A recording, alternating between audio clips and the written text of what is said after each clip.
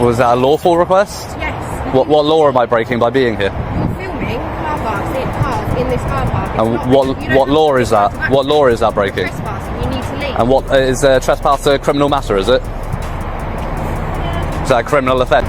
See, it's funny because when you think I'm doing something illegal, you come and accost me, but you were too busy to deal with these sorts of things 2 minutes ago when I reported an officer committing offences. I can't deal with an officer who's committed an offence. I can't deal with that. It's not on my level. It needs to go to a sergeant or higher up or our PSD. Well, so why don't you take the details, report it to a sergeant, but you're quite happy to come and accost me, but you can't deal with matters? In the reception. I don't want to go into the reception. I'm quite happy here. If you want to discuss it, if you want someone to discuss it. I don't want to discuss it. I've discussed it. I walked away after they left. Walked away. We've left it. That's it. She's followed me and accosted me after we've had... Buckle up, everyone. This kicks off instantly with heavy street-level tension. The officer questions why filming is taking place, and within seconds the situation starts sliding toward accusations of trespassing. The creator fires back, refusing to accept the claim and demanding a clear legal explanation. What begins as a simple interaction in a public space rapidly escalates into a charged back and forth, with authority and resistance clashing right from the opening moment. In a public area. This is a private car park. Right. Yeah, for vehicles. I walked through a footpath that had no signage, nothing, saying no public access. It says no public right-of-way on the road sign for vehicles. A right-of-way applies to roads, not to pedestrian footpaths. There is a pedestrian footpath, no obstructions, no signage. This is a public area, whether it's private or public property, it's a public difference. What do you want to do? What do you want to gain? Be left alone. Okay. Who are you two? Sorry, you've come in and joined the conversation. Sorry? No problem, police officers. And what's your name and badge number? 89. 89? Yep. DC, PC, DS? 89. PC, 89. And yourself? I'm DC 424. DC 424. And you're both based here? Yeah. But we're just saying, if you want, we can go over there, but we're just saying this is private property. This is a police car park. Okay. It's private property. So if you want to come back over there, by all means, we can Okay. try and sort out whatever your complaint is, but it's having it in our private property. Okay. We're not going to have that. So if you want to come over to the foyer, no problem at all. We can go and have a chat with there. But the foyer is private property as well. Yeah, but you can gain access. I can gain access to this. We've just been through that. We've just been through this. There's nothing for pedestrians. Why not? Because it's a secure, and it could be, you could pose a security. Well, it's not secure, is it? If I've just managed to walk in here, it's not secure, is it? All right. You say secure, but... Things escalate further as officers begin asserting control over the area, now framing it as private property under official authority. Identification statements are made, and security concerns are brought into the mix, raising the intensity even higher. The creator challenges every detail, signage, access rules, and legal justification, refusing to step back. What was once a verbal disagreement now becomes a structured standoff, with multiple officers involved and neither side backing down. Being on this car park, because our concern is... I'm making a video. It's a security breach that we're concerned about. So we're happy to talk to you, but while you're here, we've got concerns about security breach. Do you have a warrant card or an ID card or something? You've given a call number. I've told you my call Thank number. you. Yeah. But your plane's closed, so I just want to see your warrant card as well. So I'm willing to listen to you. We're both willing to listen to you and hear what you have to say.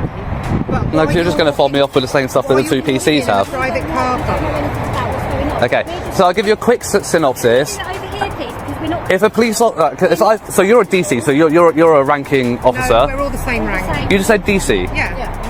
That's detective constable. Yeah. Is that not a higher rank than a police No, it's constable? Is it not? Okay, it's just a different area. In that case, then I don't want to talk then. Don't worry. The situation shifts again as additional officers step in, and the focus turns sharply toward authority and compliance. Identification is demanded, but the creator pushes back, insisting on clarity from higher-ranking officials before engaging further. Communication starts breaking down as frustration builds on both sides. Refusal and resistance turn what could have been a simple exchange into a procedural deadlock, with control of the situation becoming increasingly contested.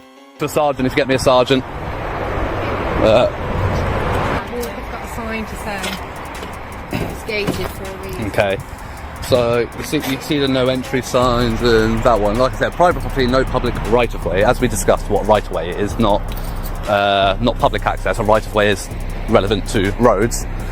That's what a right-of-way is a public right-of-way is a public road that people can access with a vehicle.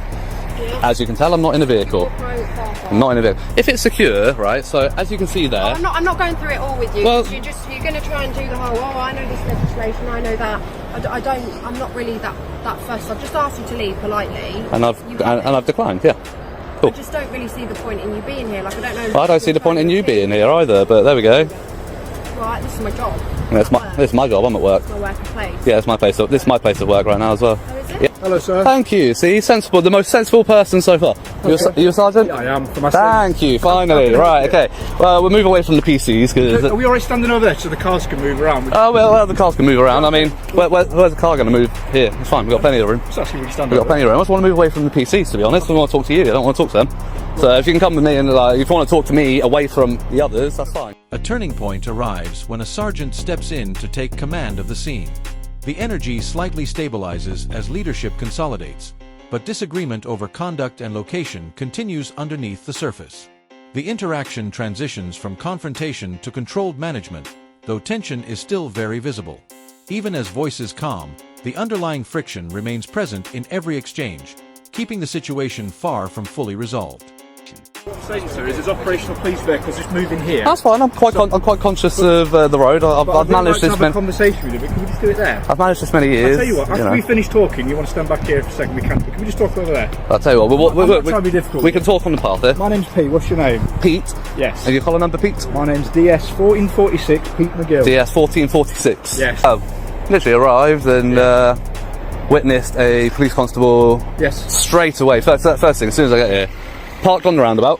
Right. On the double yellows. Yeah. Engine on, idling, on his mobile phone. Right. So I go and approach. Yeah. He winds his window. So I ask him quite bluntly. I say, "Afternoon. Is there a reason you're parked on double yellows with your engine on your mobile phone?" Yeah. He says, "I'm doing work. I'm waiting for a prisoner to come out." And I said, "Okay." I said, "Are you on the phone to emergency services?" Yeah. "Are you paying at a drive-through?" Okay. No, Okay. just rolls his window up. Right, okay, so you're saying you've seen an officer there, they've been sat there, Yep. doing it, right? Yeah, so idling's an offence. Yeah. Idling your vehicle. Being on your phone with the engine on, unless you're on the phone to 999, Yeah. or paying at a drive-through. Those are the exceptions to the new legislation. Yeah. Both offences. Yourself, I didn't know, and I'm not, no. What name would you like me to refer to you as? You don't have to give your name at all, You guys. can call me Sir, or Power. You can call me Power. Yeah. Power? Yeah, let's go with Power, yeah. I'll go with Sir, because Power just... I mean, that's I didn't think you'd like it, that's why I said it, that's why I gave it as an option. I didn't think you would. Mr. Power, does that sound right to you? Mr. Power, that'd be Go with Mr. Power. No, my ego's not that big, don't worry. Well, you could call yourself Power, you can have a little one. Right, okay. Basically, mate, you are absolutely entitled to film any vehicles you want around here. Yep. Not a problem. If officers want to speak to officers, that's not an issue. Yep. The other thing I'd say is this area of the car is a private car park. It is, yep. So if you wanted to literally step on that pavement there and film my officers, film the cars, there's not an issue whatsoever. So, yeah, that's fine. I appreciate that. I appreciate that. So, the discussion I was trying to have with them, or trying to tell them, right? So they're saying it's secure, it's restricted. You got the gates and all of that. I said, and that sign up there says private property, no public right of way. A right of way is a public road, right? It's not a public pavement. A right of way is a. This is a private. Yes, okay, but I'm getting to that bit. Okay, bear with me. So yes, it's private, but in a private premises, you can still have a public area. A public area does not define whether it's public property or not. A public area. Okay, so but you're to check. No. So as I've walked up towards the reception area, and then I've literally walked through here. Yeah. No signage for pedestrians saying private property, no public access. That would be the key. Yeah. All right. So yes, it is private property. Until I was asked to leave. Yeah. It's publicly accessible. It's still public area. It's still a public area. It's still publicly accessible. The only thing is, you have the right to repeal that implied right of access. Yes. Now the discussion dives deeper into legal territory. Filming rights, property boundaries, and police authority all come under scrutiny. The sergeant attempts to clarify what is and isn't allowed, while the creator challenges those interpretations, especially around public access and signage. What follows is no longer just confrontation, but a full legal argument unfolding in real time, with both sides trying to assert control through law and interpretation rather than force. And you know what? Don't disagree with anything you've just said there, Mr. Yeah. Howard. Not a problem. There I we go. agree the signage should be better here. Yeah. But equally, you're here to do an audit. I'm guessing that's your role. Well done. To do that, yes. It's not my first time on the road. But what you can and can't do, Yep. I've got no absolute issue. Anything you've described so far, Yep. I don't have a problem with. In terms of the officer, and if you've had an issue, if you filmed something, if you do want to make a complaint about I don't want to go through online. I was told a sergeant could deal with it. I've got his collar number, I've got his name. I want to report that to you now. If you want to take down his details, and you can deal with it. Right, we can have a chat about whatever's happened there. But in terms of, you've raised a few things, haven't you? So right now, that implied consent of a sign is removed. So are we okay just standing over here now that that's been removed so we can talk? No, I'm still going to stay here. Okay, but what? I'm trying to be courteous to you. I know, and I appreciate that, and that's why I'm not being as belligerent with you. But I am going to stand firm on where I stand, on where I am standing, literally. But I don't understand why, if we've just covered that it's private premises and that implied right has been removed. Yeah. Because I agree, it isn't enough signage. Yeah. So can you help me understand that rationale? Because at the end of the day, they were. Not a gentleman, I've not met him yet, Yeah. but the ladies were so belligerent about it, and the fact that I absolutely couldn't be here and absolutely was doing something wrong, especially the blonde officer. So I tried to raise the incident with the guy parked in his marked vehicle and doing all of that. Tried to raise it with her, was not interested, not her business, because she's a response officer. Yeah. But then as soon as I come on here, she's got time to deal with that, but she can't deal with that. You see what I mean? That seems like favourability towards another police officer, the thick blue wall as we call it, standing behind the thin blue line, and not holding up her. No, I'm not saying you are, but she's not holding up her oath. Neither was the other gentleman I spoke to. But she's got plenty of time to come and deal with this apparently, but she doesn't have time to deal with that. What I can say is, if anyone has in any way talked to you and you felt it wasn't being courteous, I can only apologise for that, because ideally we don't want to have that kind of discourse. It's not even about the courtesy. You're a switched on bloke. You know exactly what you do with these audits. You understand that they're going to provoke a reaction in terms of a security response. That's going to happen, isn't it? Not always. I've been to plenty of places, plenty of police stations, headquarters, where they just leave me to it. Okay, but I'd imagine they would have spoke to you at some. They would have said hello. They didn't say anything. No. Okay, well that might be because they didn't notice. Generally speaking, No. They see me. They might give a wave, but in a police station car park going around different cars, we'd usually stop to say, just as I've done with you, I'm not demanding your details. You don't give me them, as you bloody well know. Not trying to make your life in any way difficult. And in fact, I want to help enable you to do your audit and what you want to do. But as you've just explained, once that right has been revoked for the private premises, it's been revoked. Right. So the fact that you have been treated poorly, or you feel like someone's been rude to you, that doesn't change the fact that it's been revoked, does it? And It doesn't. But once it's been revoked, it becomes an issue of civil trespass, doesn't it?